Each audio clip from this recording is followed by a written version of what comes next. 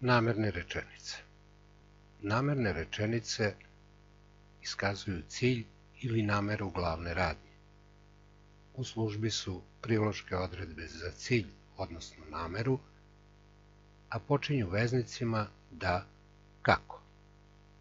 Odgovaraju na pitanja zašto, radi čega, s kojom namerom.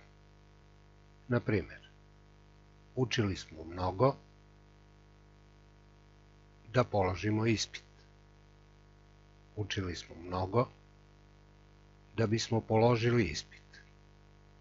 I učili smo mnogo kako bismo položili ispit. Primećujete da namerne rečenice počinju veznicima da i kako i da su njihovi predikati uvek u prezentu ili potencijalu. Veznik da se može upotrebljavati i uz prezent i uz potencijal, a veznik kako samo uz potencijal.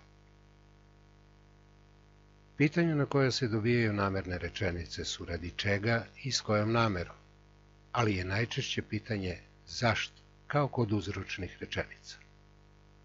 Nema zabune kada je u namernoj rečenici upotrebljen potencijal. Onda je sasvim sigurno u pitanju namerna rečenica. Ali zbog karakterističnog i uobičajenog odgovora posle pitanja zašto, zato što je karakteristično za uzročne rečenice, često dolazi do grešaka prilikom rešavanja testova.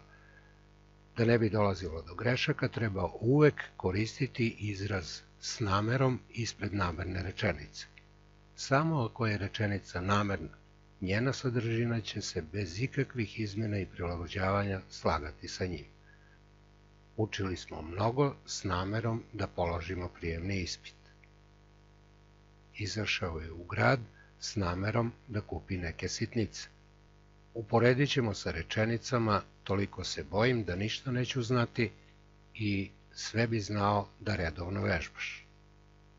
Probat ćemo da dopunimo i te rečenice izrazom s namerom.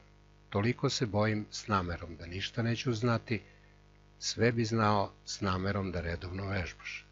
Tako nešto sigurno nikada nećemo reći, pa i rečenice nisu namerne.